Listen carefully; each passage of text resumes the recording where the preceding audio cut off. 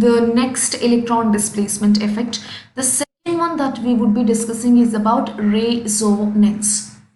Alright, so resonance is another type of electron displacement effect. If you have looked at this inductive effect, in inductive effect, what kind of bonds did we talk about? We always spoke about the sigma bond, if you have noticed, right? Sigma bond basically is the first covalent bond formed between any two atoms. So you always spoke about the one single bond between atoms. So inductive effect is a characteristic of sigma bonds. Now you're talking about resonance. Resonance is somehow different. Resonance is not observed in case of sigma bonds, but rather this is observed in case of pi bonds or pi electrons. Resonance is movement of pi electrons, whereas inductive effect is movement of sigma electrons. Now, what is the difference between sigma electrons and pi electrons? Simple. The electrons which are involved in formation of pi bond or the electrons which are acting as lone pair are called as pi electrons. Now, pi bond is nothing but the double bond or the triple bond that you get to see in any molecule. And then what about sigma electrons? Sigma electrons are the electrons of the first bond formed between any two atoms. For example, if you are having carbon dioxide, in carbon dioxide you have C and two oxygens existing with double bonds. Now over here between carbon and the oxygen atoms, the first bond which is formed is called as sigma bond. And the second bond or the double bond that you see is a pi bond. So in this molecule, you have got two sigma bonds and two pi bonds, right? So if you are talking about movement of sigma bonds, it would be inductive effect. But if you are talking about movement of pi bonds, that will be resonance. So resonance by definition is nothing but delocalization or movement.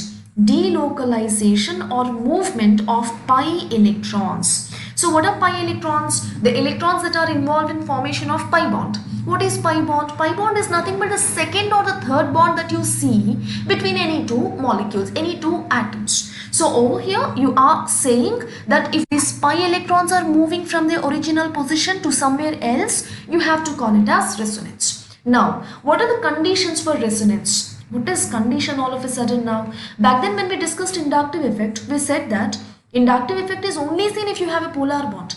You can't see inductive effect in case of a non-polar bond like a carbon-carbon bond, right? When you have two atoms of equal electronegativity, you can't see inductive effect. Similarly, resonance also is observed under some special cases.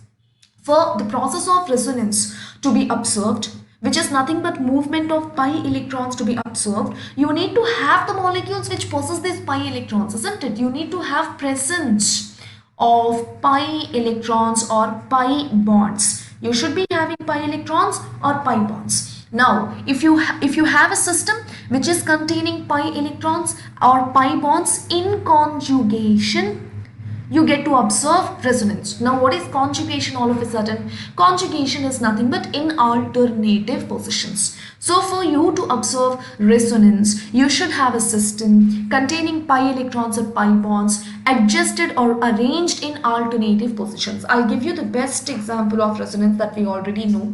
Let us talk about benzene molecule, which is a cyclic ring. In benzene, whose formula is C6H6, you get to observe the alternative arrangement of pi bonds. Just look at this. The pi bonds are arranged on alternative carbon atoms. If I have to number the carbons, carbon 1, carbon 2, carbon 3, carbon 4, carbon 5 and carbon 6. There are 6 carbon atoms. There's a double bond between carbon 2, 4, but there's no double bond between 2, 3 and there's no double bond between 3 and 4 and vice versa. The double bonds are existing only between the alternative carbons. The first carbon is involved in double bond with the 6th carbon. You see it here.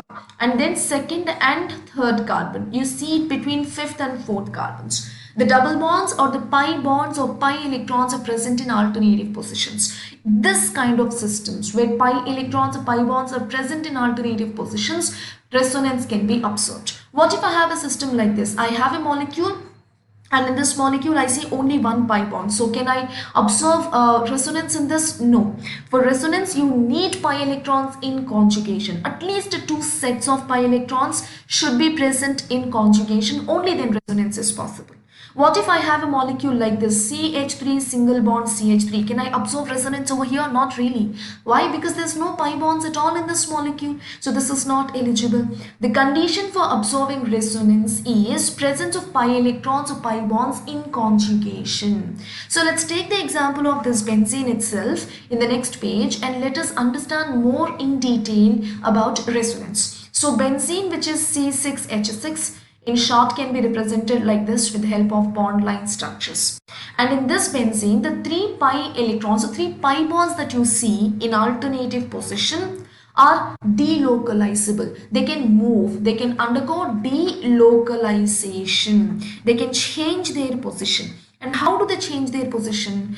All the pi electrons that you have here change their position in a systematic manner. They all change their position in the same direction at the same time. It's a simultaneous process. It happens in the same direction. It happens at the same time. For example, the bond that you see between carbon 2 and carbon 3 will change its position from 2,3 to 3,4.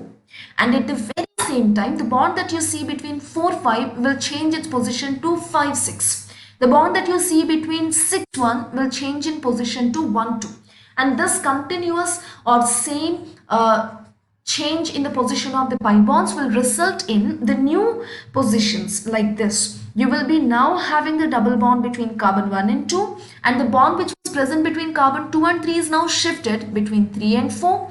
Now between 4 and 5, the bond which was existing is shifted to 5 and 6, and as a result of this, you have a new set of arrangement of these pi bonds. But when you observe the molecular formula, in the first case it is C6H6. In the second case also it is the same. You're not changing the atoms. You're not even changing the valency. You check the valency of carbons and hydrogens in both the molecules. It is same.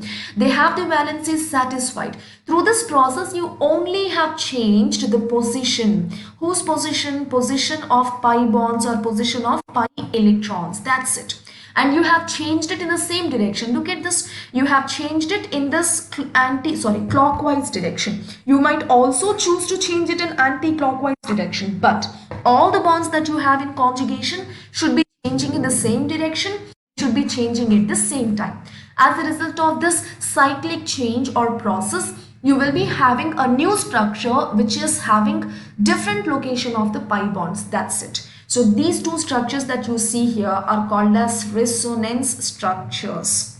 Resonance structures. And now what is the purpose of this resonance? Like, why exactly is this molecule exhibiting this process? First of all, resonance is a continuous process. As in now you have this second structure. This is structure 1, this is structure 2. Now you have second structure formed. What will happen after that? This will go back to structure 1. Then it will go back to structure 2. Then it will go back to structure 1. Then it will go back to structure 2. It keeps on happening. It's a continuous process. Resonance is a continuous process. But then why is this a continuous process? It is a continuous process because the molecule is constantly trying to lose energy. The entire motto of resonance is to lose energy.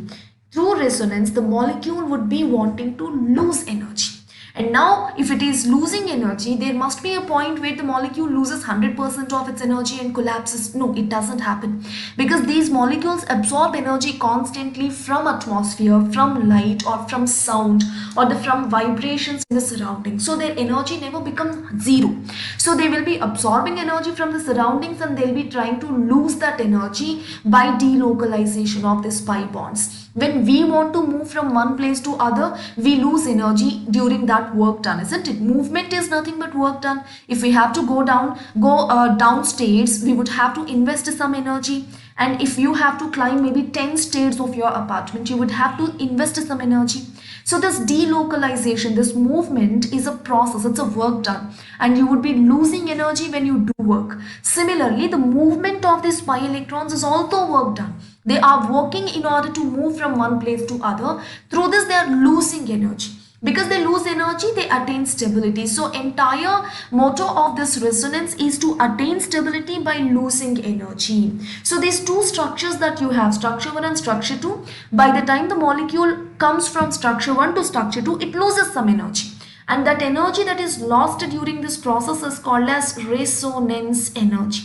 And the amount of energy lost, it depends. For benzene, it is 36 kilojoules, but for other molecules, it can be anything else. The amount of energy lost during this conversion depends upon how many pi bonds you have, what is the already existing stability of the molecule, many factors, and you don't need to memorize this resonance energy. The term you need to be knowing, the definition you need to be knowing, and at the utmost case you need to be knowing resonance energy of benzene, which is 36 kilojoules per mole, but otherwise you don't need to know any other figures related to this. So let us quickly recap about this concept of resonance. Resonance is the second electron displacement effect, and this happens due to presence of pi electrons in conjugation.